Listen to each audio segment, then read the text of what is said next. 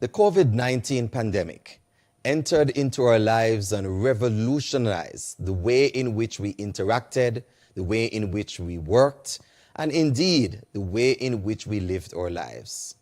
Not just around the world, but also here in Jamaica, the COVID-19 has impacted on businesses, on church, on schools, and also on family life. Businesses have had to learn to pivot. Schools have had to learn to integrate new methods and technologies into the learning. And family have had to learn how to interact and interface with each other in the confines of the home 24/7. Without a doubt, you and I have been impacted by COVID-19.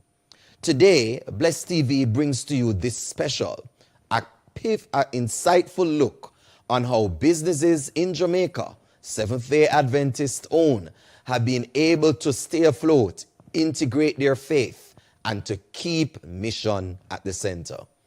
To assist us in this discussion today, we have two gentlemen from two prominent business places in the corporate area and beyond. We have from House Assembly and Supplies, Elder Vivian Grant, the Chief Executive Officer. And we have also from Jamaica Bedding and also from OJ Coolers, the CEO himself, Elder Errol Lewin. Welcome, gentlemen. Thanks for having us. Thank you for having me. It is a pleasure to have both of you, and thank you for engaging with us on this very critical topic. Ella Grant, share with us, how did House Assembly and Supply begin? What was the vision that directed the work? First, let me just say good evening to everyone. It's a good privilege to share with Bless TV. Yes. So, your question, how did House Assembly and Supply started? We started our business in 1987 out of really a necessity. I was employed somewhere. I'm not going to go into why I left there, but I'll just tell you that I see an opportunity that exists that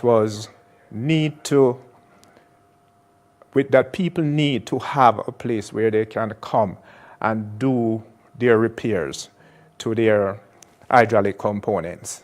So I look at it and I decided that I'm going to start a business in that area, gaining the various knowledge and experience, and come to learn much about hydraulics. I know that the need is there, and also one of the things that prompted me, back then, things were very, very difficult to come by, and you have to improvise a lot. And I see myself as a person who innovate, and were able to do a lot of improvisation. And because of that, I know I would have the traffic, I'd have the customer in need of things that they couldn't get anywhere else, that somebody with a knowledge would have to know how to really create something or transform something or make something works.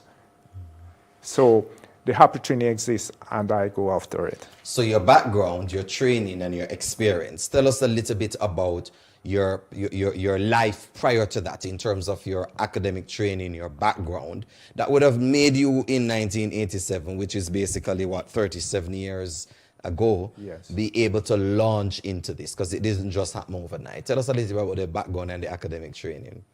In 1973, I was just 17 years old when I left my country. My mother was working in Kingston as a domestic help. So I came to town and didn't have anything to do, searching for something to do. And I want to do something that can really uplift myself and uplift my family. So I really, from back home in the country, I made up my mind that whatever I'm going to do, it must be sufficient to support myself and to uplift my family. Very good. So I say to myself, I'm going to be a plumber. But trying to get into a space to learn plumbing, I find it very difficult because when my mother tried to find somewhere and you get there, you find yourself, it doesn't make sense because, you know, sometimes you think you have to pay the person them to for that. That's how it was back then. You know, they give you something, but it doesn't make no sense. Sometimes you can't even buy lunch, you know. So that never lasts long. So I went around looking work. So I began to walk Walton Park Road, walk Hagley Park Road, just to look in the various business places to find a work. So I went into this place. It was Hackney Supply at the time. And I remember I spoke to a lady there, and she began to question me, where are you from? Which school you from?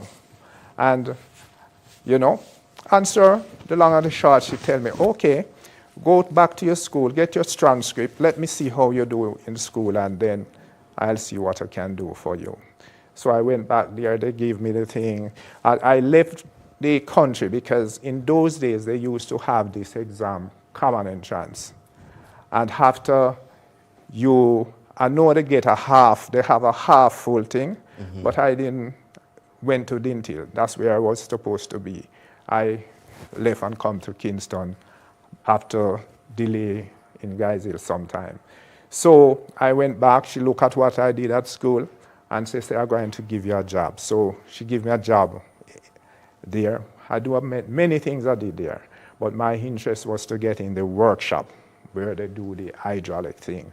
And after about maybe less than a year, I was right in that spot, you know. So that's why the early training began there, because we learn many things, more than one things, because we learn welding, we learn about hydraulic hose and hydraulic fittings, and we learn about fuel conveyance, pumps and valves, cylinders, and then they sent me, after about 5 years there, they sent me to Ohio on a 6-week program, and I did that, come back home, and were able to perform much better than we used to, and so you were very immersed into hydraulics. Yes. You learned a number of skills while there. Yes. And you decided 1987 it was time to launch out, create something on your own. Yes. You started with 2 workers at that time.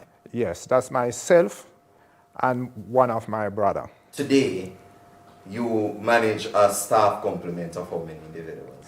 We have a staff complement today of 38. 30. It was more than that maybe about 4 years ago, but gradually you trim. And so you moved from Mollines Road, where House Assembly started in 1987. All right, let me give you the truth of that. When I left Hackney Supply, I started at 37 Mollines Road, which were a very small place. It was a 14 by 12 room. You couldn't hold anything much, but that's where we started. But God has blessed us.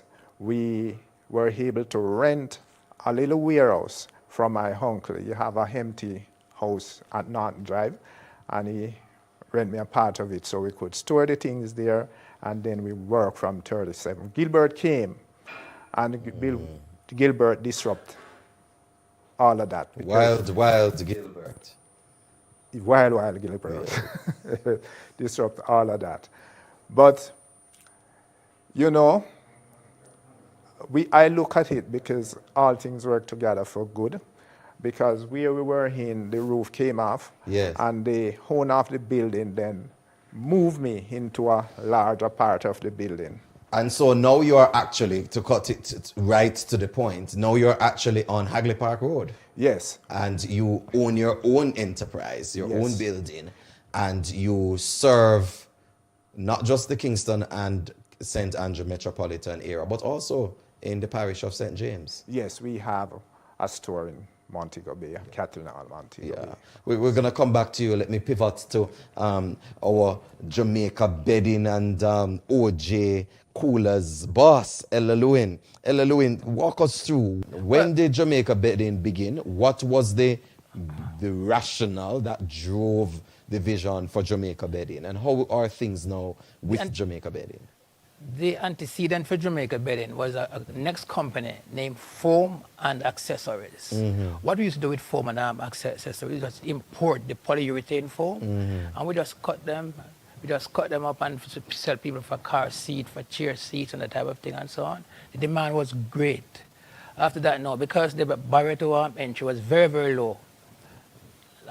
Different individuals came in, so the margin started to really dwindle. Didn't make any sense. So what we tried to do is to have what we call a vertical integration. Became vertically integrated, whereby we start to import the material to make the foam itself. The chemical, and that chemical is very, very expensive. So we started to make our own chemical rather than importing the foam, and we manufacture our chemical, we manufacture our polyurethane foam, and we sell it. We not only sell it, but we start to make a mattress, foam mattress also. And that's the demand grew from there. We started to make spring mattress. We import the spring from the Dominican Republic, China, wherever we can get the good springs. And those are the mattresses that we call Supreme. We have Supreme Plus, and we have Royal Supreme mattress. And we just grew from there. Three brothers of us started it, and it grew from there. You started with how many persons on your worker force? Jamaica bedding started about, Jamaica bedding side of it now, started about 5, 6. 5, 6, and today Jamaica bedding has about how many persons? Over 100. Over 100? Yeah, because we start to horizontal integration now. We started doing furniture and that type of thing and so on. Right. And so, cities. Ella Grant, Ella Lewin, walk me through life, business before the pandemic. It was up, man. Things were sailing. Things were good. Things were good. Things were very, very good. But the pandemic came, hit us hard. Tell us about what it was like before the pandemic actually came. Walk us through sales, worker force, what it was like with your markets. Sales was good. Market was good. We were able to really send 5 trucks a day, full with mattress, full with furniture and so on, to Moran Point, to Negril Point, to entire Jamaica. And we sell some from our local place that we are, Old Harbour. So the sale was doing very, very good before the pandemic started. Yeah. Then come the pandemic. And what happened since the pandemic? St. Catherine shut down for some period of time, if you recall. So we could not go to work. Although we were not able to go to work, we had to pay the people who were not coming to work. I couldn't even pay myself at that time. The directors could not get any pay. Yeah. So, but God has really helped us. We actually stepped out. There was a time when our bank loan, because we're going to come to that. But Ella Grant, walk us through before the pandemic. Things on Hagley Park Road were perhaps a little hard because of the roadworks that affected all the enterprises from the top, come straight down to, from right at Halfway Tree intersection down to 3 miles. Down to 3 miles. So how did you survive? I mean, what was it like? As we have to, main Hagley Park Road was actually closed off completely for a couple of months, maybe better parts of maybe 9 months, don't remember quite well. So luckily for us, we use our Gretna Green gate, which is the back gate, So when there was no access, or limited access to Hagley Park Road, it never affected us that much. But nevertheless, but people didn't want to come down to Hagley Park Road, Mr. Grant. So how you say it didn't affect you? People... No, I'm going to tell you, I said we open our Gretna Green entrance. But the thing, our business of a nature as this, it's an absolute necessity. If you have a breakdown, you have to get your vehicle moving. Correct. It's your livelihood. It's true. You have to come and get it. It's true. And we have quite a loyal customer base. And people who know us, who've been working for years, they know that whenever they come to Host Assemble, they're going to get what they want. Briefly, let me just tell you something about us. We work, and the way we work is to go into companies, look at the needs of the companies. We look at the engineers, we look at the end user, and we talk to the end user, we talk to the engineers, and then they would take the message back to the higher, to the manager and so forth. We say we can provide you that service, and we can guarantee you what we do going to make your business more efficient and more profitable, and we guarantee them that. And so that is part of how we act out there. So when they come to us, we have obligation to our customer to really be truthful to them. Let me just say this. In business, no matter how difficult it is, tell your customer the truth. Just tell them the plain truth. Don't worry, try to tell them anything and say, I will work it out later. Just up front. This is how it will be, and you'll find most of the time they work with you. You know, they will work with you. So the nature of our business, we never affected neither by the pandemic or by the roadworks too much, because we also go out and meet. But in the pandemic, nobody would let us in. That is one of the key things. Nobody would let us in. So God is good. When you say let us in, you're speaking about the physical interface because of social Yes, distancing. yes. Right. Hardly you'd find anybody wants to let you come in and interact and you talk with people during the pandemic. Yes. Yeah. Llewyn, you were speaking earlier. Delve down into some of the real specific challenges that you had to face, because you said St. Catherine was shut down. St. Catherine was shut down. So you did enunciate on the fact that, yes, financially there had to be cutting and trimming of staff. Yeah, we had to cut and you staff. hardly got paid.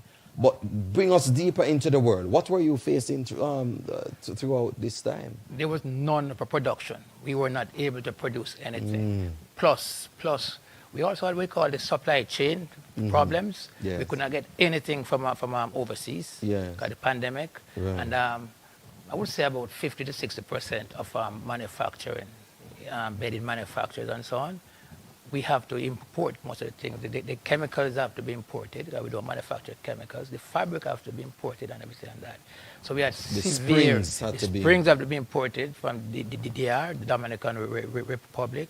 So we had severe problems. And we just have to hold on. There are some staff who would have to get paid because we can't afford to do without certain staff. Right? And even some of them get half paid. They're core to your operations. Core to operation, right? You have to pay them. I couldn't get any pay. Other directors could not get any pay at all. Some of the staff, them who we know that they have the family to feed, they have the kids to send to school, that type of thing and so on. We could give them half pay for now until we catch up with it, and we started giving them back their full pay and so on. So it was a severe problem. We had bank loan to pay. We were indebted to the bank. And listen to me, don't care what banks are telling you. When time comes for them to get the payment, they'll tell you, okay, you can skip this month, skip this month, skip this month. But after you skip 3 or 4 months, that's it. So what we had to do, we had to liquidate certain assets, fix assets, and we did that. We were able to pay down our loan significantly. We paid down our loans just by selling off certain fixed assets. So even in the midst of the challenge, you were driven into a path that perhaps helped you better than you thought it could have helped you? Yes, it did. Because when the bank called for the money, you were saying, boy, where are we going to get the money from? Exactly. But the Lord provided a door, and you were able to liquidate those assets to pay down that loan, right. where it become manageable and everything. But the two stories are really contrast. In impact. Yes. Because Ella Grant, you were providing what you have referred to as an essential or a necessary thing that people can't go anywhere else to actually. They can't go anywhere else. What is needed, because the service you're provided is needed. Yes. And here is Ella Llewyn saying, listen, production stop. And so the impact is different on both organizations. Yes. It's Yeah, the most impact we have is where we have, people who get sick, and you'd have employees not turning up for work, and that is where we get hurt the most. A lot of manpower working hours there, but nevertheless, we work with what we have. Yes. We work with what we have, and we were able to carry on the work, and we weren't worse off during the pandemic than any time else. I'm not going to say we grow, but we're never in a situation that I have to say to a worker, I have to lay you off or anything like that. And that is important to you as a CEO. Yes. 35 years in the business, and it's important that you manage the human capital and the human element of it. Which brings me to the discussion, Elders Grant and Lewin.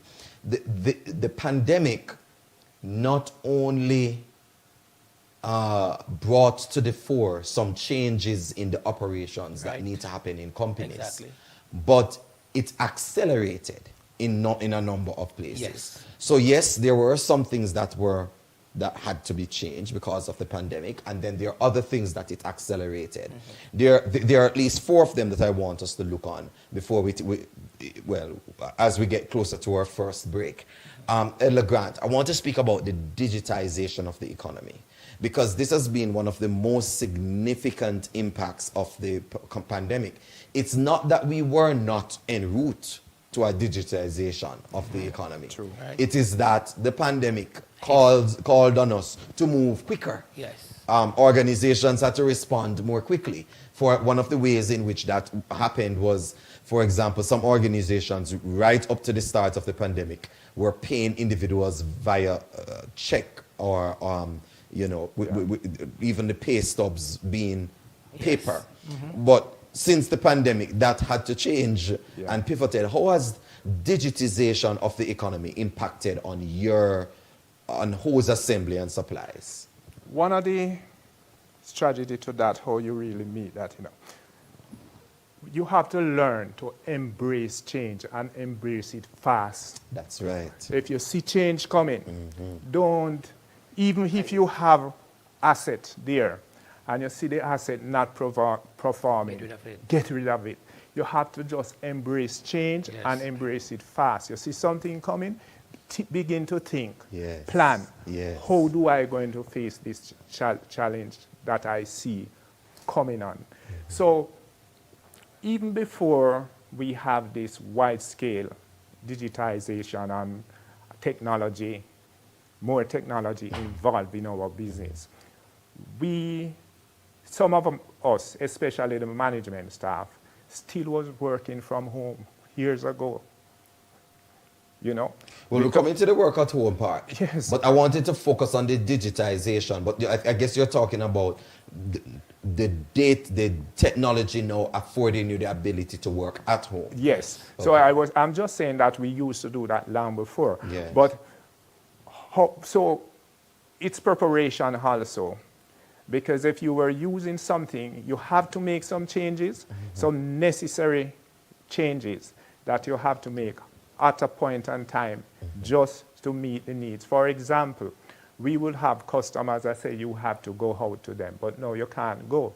You have to find means of way how you communicate, and communicate with images, communicated with videos, communicate in various different ways. You send them and say, and you can't be with anything too long. You have to just send somebody something. Timely communication. Right, something short. No long letter and memo.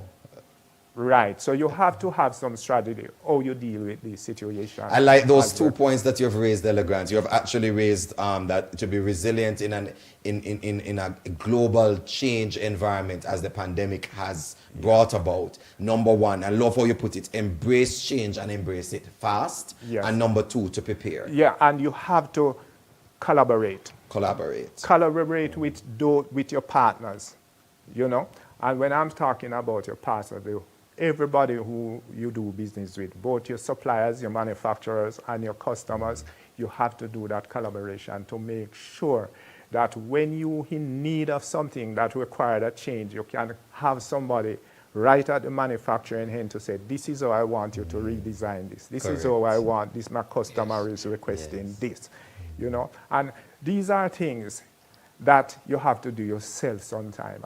I am hoping and praying that I can find somebody in time who really know you can really, or you really has to get out there. You sound like you love flexibility and creativity, Mr. Grant. Flexibility, yes. Yeah. I love flexibility. I love to see the human brain working and function and come up with something that inspired and will help the progress.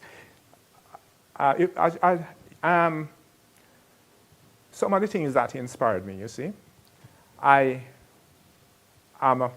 read history about slavery. And one of the things that I discovered is that our foreparents, they has to be innovative. And although they wasn't treated as human beings, they come up with some design. That is correct. And some things that would help them do the hard work. You know, and when I look back on that, I said, we can do the same. And right now, Jamaica, in our situation, we can come up with ideas, with innovation, being creative to do things that would build our country and make it a place that is much better. Yes. Thank you very much. Ella Wayne, just before we go to the break, dive into that, the digitization of the economy and how you see it impacting going forward on Jamaica bedding. As Elder Grant said, to embrace change. We have to embrace change. Some years ago, I read a little book. Yes. Who Moved My Cheese. Yes, it's a powerful book. Powerful little book. Powerful book. Yeah, it takes less than an hour to read through. But half hour to read a Tudor book, very fast reader. You have to embrace change. Digitization is there. Sometimes I didn't like it because I think the banks were moving too fast. The banks were moving much, much too fast. But that's okay because right now we just need one person to just upload the salary to the banks, the payroll to the bank and that type of thing, and it can be done. Before that, we had to write several checks. Several checks. So that is something that we have embraced. And that's something that you're going to be carrying forward. Oh yes, definitely. Yeah. Definitely carry it forward. We are talking with Elder Lewin from Jamaica Bedding and Elder Grant from Hose Assembly and Supplies. We're looking on the post-pandemic workspace and how it has been impacted by the COVID-19 pandemic and some of the lessons that we can draw from that as we advance into the 21st century, further into the 21st century, and the emerging workspace that is going to be driven by different values and newer technologies and emerging technologies. We'll be right back after this commercial break. You're watching Blessed TV. Stay with us. Hose Assembly and Supply is committed to equipping all industries with the best quality hydraulic and industrial hoses and fittings, hydraulic pumps and components, durable professional and specialized tools, lifting equipment, air compressors, pressure cleaning machines, measuring meters, and much more. Our petroleum division offers a one-stop shopping experience with a wide range of products for the petroleum industry. Our team consists of well-trained technicians and experienced customer service representatives who are committed to attending to your request. We cannot be beaten when quality and prices are combined. We are the best in what we do, serving Jamaica for over 34 years. Come and experience the joy of being equipped for success by shopping with the Hose and Tools Boss by visiting one of our branches in Kingston at 173 Hagley Park Road, 181 Hagley Park Road, and 2 Charlesworth Crescent, and in Montego Bay at Shop 18 to 19 Montego Bay Trade Center, Catherine Hall. Follow us on Instagram at HAS Industrial JA and on Facebook at Hose Assembly and Supply Limited. You can also give us a call at 876-923-0046 or 876-923-3036 or send us a WhatsApp message at 876-320-5461. Hose Assembly and Supply Limited, the Hose and Tools Boss. In need of a new mattress? Searching around for the perfect prices on living room furniture? Visit Jamaica Bedding today. They design quality sleep systems, strong hardwood furniture, and elegant sofa systems locally designed just for you. We don't just offer a comfortable spring mattress, we offer you the best investment for an amazing sleep experience. Come in and talk to us today. Visit us at 29 East Street, Old Harbor, or call us at 876-983-0646, or you can WhatsApp or call 876-578-4494. Check us out on Facebook or on our website at www.jamaicabedding.com. Jamaica Bedding, the home of the supreme line of mattresses. Sleep in supreme comfort and style. Call us for the name and number of your closest distributor of our custom-made Jamaica Bedding Supreme mattress. The post-pandemic workspace, its impact, opportunities, and challenges. This is the focus of Bless TV's special that is being brought to you today, and we're broadcasting to you from the Caymanos Golf Club in St. Catherine. And we're talking with Elder Lewin from Jamaica Bedding and from the Hose Assembly and Supplies on Hagley Park Road, Elder Grant. And we focus just now on the digitization of the economy. Now we're going to look on three other elements of the post-pandemic workspace. We're going to be looking on secondly, the stay at home or the integration of work from home in the workspace. Now Jamaica Bedding might have some challenges with that, with the hands-on part. We certainly do. We certainly do. We certainly do. And that might not be your reality either. No, that's our reality. Well, In our case, we operate, our main business has to be done in our workshop and our repair shops. We have to have the technicians there to do the work. You know, the only two areas that we could work from home is where we have marketing, accounting, and our management staff. But every other areas has to be at the workplace. interesting. Yes. That's my reality also, because recently we started to really delve very seriously into social media marketing. And our social media person right now, she's not even in Jamaica, but she reports to me at least once a week, tell me what is happening, what she has posted and that type of thing, the images that she has posted and so on. And the marketing, so that's the social, that's the advertising part of it. But the marketing side, we almost need to have somebody out there to go and meet the customers, talk with the customers, find out what the customer needs are. Because if you don't know what the customer needs are, then you can't satisfy the needs. But Lewin, you can get that information from surveys, WhatsApp messages, can't you? Can't you incorporate some? You can get that. However, let me tell you something. The customers, most of the customers in Jamaica that we deal with, they like to see somebody coming to them and talk. The human interaction The human element interaction is very critical. Yes. Extremely critical. Yes, you can now say, okay, you can get about 50% of the goods being sold down in Montego Bay side, Kingston side, and so on. But if they can look at you and say, hey, that is Mr. Lewin there, and you can talk with them, you can eat with them. Right? Because we do lots of business with the Asians. Yes. And one thing with the Asians, they like to shake your hand, they like to eat with you, they like to drink with you. When you walk in first and they want to, can I buy a soda? Can I buy coconut water? You have to take something from them. And then they take it for lunch, take it for dinner, and so on. That is something that let them become loyal to you. And in a competitive environment, loyalty is extremely important. You don't take that for granted. You don't take that for granted. Loyalty is very, very important. When somebody says, okay, I need X, Y, Z, thank you, sir, we will supply it to you in 2 days' time. And 2 days' time, you actually try and supply it. Don't take that for granted. Because there are lots of people out there who will do the same thing. Right. Elder Grant, you are going to be competing now, given the impact of globalization, the increase of technologies. Yes. and the opening up of world markets, you're going to now be competing not just with individuals within Jamaica.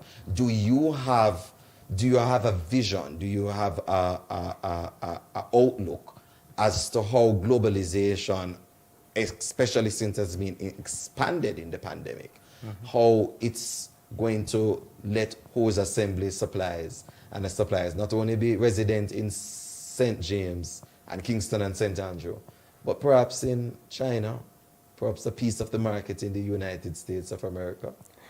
Well, I'm glad you asked that, because way back, since I think was in the 90s, we were doing business in Barbados, and we were doing business in St. Lucia.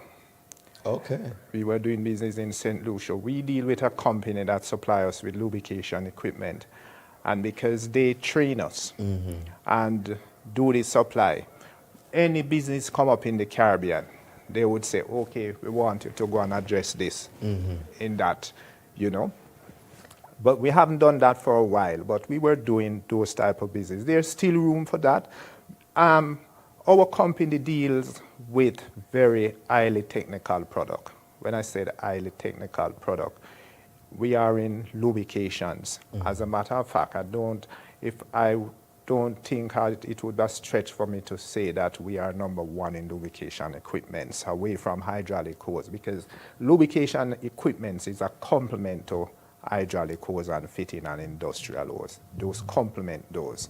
So the training that we have to go through with these things allow us to have a close relationship with the manufacturers of these highly technical equipment, So that's some of the ways that we are able to satisfy our local demand and able to improve the services that we rendered to various companies. Every year, our Eaton partner, they have the EDM meeting in Las Vegas.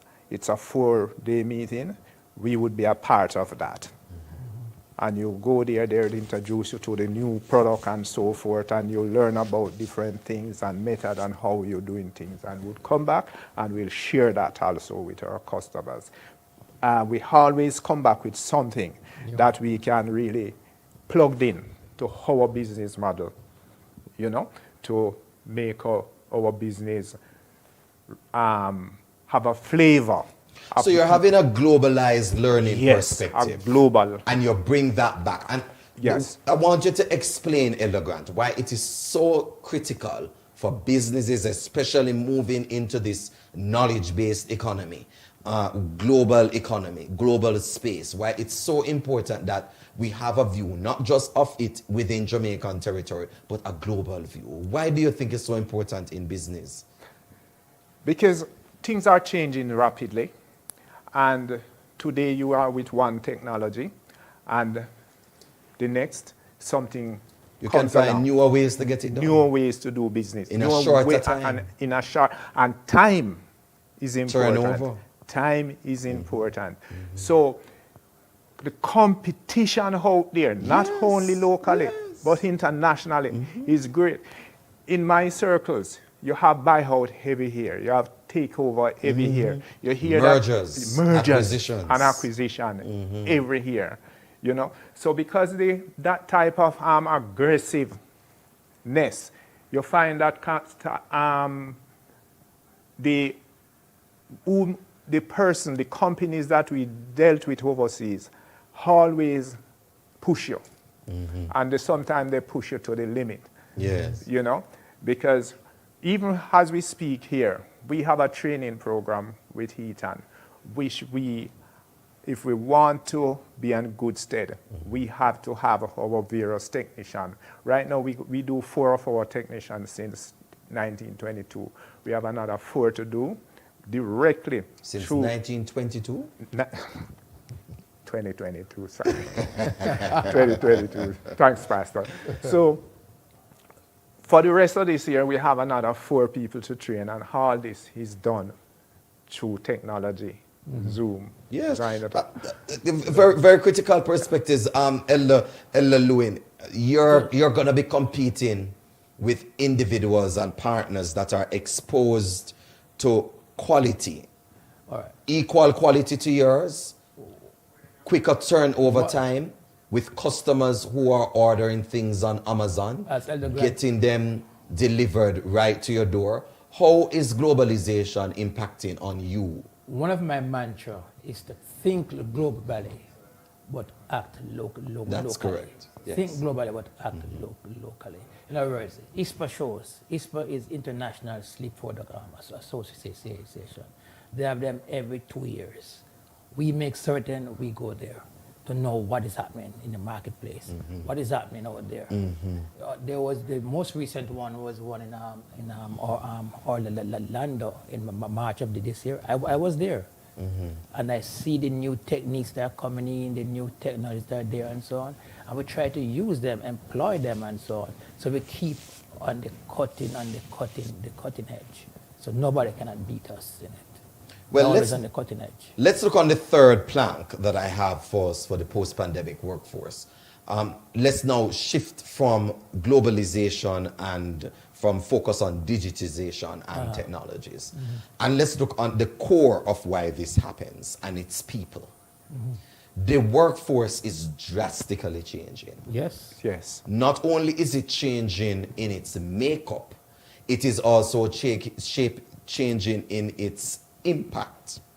Today, young people are aligning themselves with entities that have a particular value-based system, Technology. philanthropic endeavor, engaging in, we speak about corporate citizenship, and not just looking on the economy and the profit, but also about community and involvement and giving back. The workforce is changing towards that. yes. Yeah. The workforce is changing in the sense that we're seeing people moving from one type of skill sets to multiple skill sets. When somebody comes into a workspace today, they can have multiple, as a matter of fact, employers are looking for individuals with multiple skill sets, because that automatically adds some flexibility and value to the entire workspace.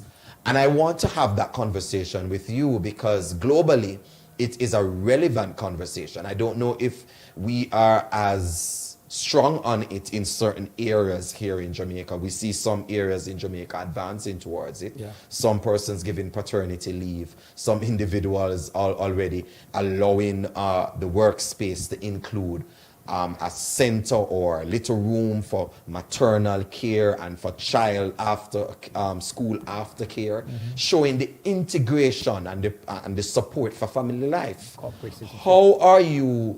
How do you see this impacting on your workspace? I'm speaking about the people now, and all of these factors in the new workspace impacting on the traditional view, which is still very much strong in Jamaica, and how you would like to see it go in your entity. Let me start with Ella Louis. Well, one of the things we want to do, as you rightfully said, that individuals who have children go to school, they come home, and they cannot go home because their parents are at work still. We try to have a space for them with a computer there, that they can go and start their homework on the computer. They can play on the computer. They can. So once you have that, and the parents realize that they are taking interest in their children, they'll become far more productive and far more effective in their workspace. Important. Yes. You have to pay good attention to your employee. And within the work environment, you have to make provision, intentional provision, especially when you have young children, employee with young, small children. You have to know from day one that this employee, how you're going to treat the various requirements. They will ask sometimes, sometimes they will not ask. But as the management team, you have to put that within your plan. So that when it comes along, you already have a provision that is built in for that purpose. We also give some attention to communities in which we operate. And we also involve some provision for whatever needs that is manageable to the company, that we know we are always prepared and ready, so we can lend certain assistance to various needs to the community in which we operate. We also notice that one of the changes that we have to face, I see this one coming, it might not be pronounced right now, but you watch it coming, where employer has to really prepare to look at the various skill sets of your employee and to pay for it. To pay for it. The last part is the troublesome part for some employers. Yeah. Yes, but let me tell you something. When you have a particular skill set, I want our young people to know, those who seek employment to know, you have a value, you're selling something, you just need to go in that company, build that company. Don't say that you're not doing it, right? Because the day will come when you have to face your boss and say, this is what I am doing. This is how your company is growing. This is how I am helping to build your company. Can you give me this or this position? Not only monetary, because not all of them want money, but we have to begin to structure in our organization, plan. Because with my experience and people who leave and people who I want to really see in my organization, that is something I'm looking at very seriously. How do I properly, right, compensate person for the skill that they have and how they help to build or further build your organization. And you see that value, Elder Grant. I've noted one hotel corporate entity, very popular in Jamaica, that because the hotel industry is as such that after you reach one level, there's really no higher level for you to go, because some of the top positions are taken over by expatriates. So expatriates. So it's kind of difficult to rise higher. What they have done is linked with certain universities that they can be able to have capacity building and continuous training and Very education good. for the staff. Very So good. even if you've reached the top level, you are still able to have an added skill. And you find that when workers see that you are willing to invest in them, you are able to support their personal growth and development. It comes back with immeasurable returns. Let me say one more thing. Yes. And that's why I really love flexibility. Yeah. An employee have a particular skill and you notice it. They can make suggestions and have ideas how to make your company function better, how to let your company grow, the organization grow. So they come with that, and if you allow them, your organization will grow, because they're going to show you a pathway that you never see before. You know? So all of these little things we have to, as managers, CEO, we have to look at and begin to really look at the human resources that is out there. Jamaica can be a better place, but we have to make up our mind, especially we as Christian people, we have to make up our mind that is not all about ourselves, so to speak. It's about those around us who are loyal to us, who are committed to our company, and who work hard within the organization. We have to look at that carefully. In some organizations, you'll see individuals who work for an institution for 30 years, and they go home basically without anything. And those are some of the realities that face the current generation, and why many are deciding not to lock themselves in to any one skill or into any one box, but to have an expansion of skills. But as you brought a point that I want Ella to comment on, the issue of intergenerational learning in the workspace. It is becoming very real. It's very, very real. In one of our former programs, I broached the idea with one youth, young professional, and another elder one, about reverse mentoring and co-mentoring. Yeah. Normally when we speak about mentorship, we speak about mentorship from an age perspective. Yeah. Somebody that is senior, giving mentorship to somebody who is younger. Yeah. But what the studies are actually showing us now is that mentorship can happen both ways. Mentorship can happen both ways. Yes. And that the younger ones can actually help to build the capacity of the older ones. And that there are some areas, technical areas, and newer emerging areas of life and ministry and of the workspace that the young people can make a valuable contribution. Do you think the Jamaican workforce is ready for that? Do you think Hose Assembly and Supplies, Jamaica Bedding, is ready to say, let us put in place this kind of framework where it is not so hierarchical? It is more of a flat structure where individuals can interact in a professional space, learning and growing together, asynchronously, It happens now because sometimes one of the things I like to do now is to employ the younger people, right? Those who come with multi skills, as you rightfully said, and by doing that, they can teach the older ones then. How to do certain things. How do you fix that? How do you fix that, and so on. They went to school to do it. They just learn on the job. But when they mentor them, right? When they mentor them, then they become far more effective, far more proficient at whatever. And then they in turn now, the older one in turn now, will mentor them when it comes to people skill. Because the younger ones, they feel they don't need to have people skill. They just do what they need to do. But the older ones will mentor them with people skill. No, you need to do that. You need to do that. You can't just walk and do certain things. When it comes to the technical part of it, the younger ones will always teach the older ones what to do. Especially within the digitization and the technological part of it, the younger generation, they have a knack for it. And they have to help us all the time to quickly navigate some of the things that face us. And they would have helped you to navigate in the midst of the pandemic too? Yes. So you see, that's how it goes.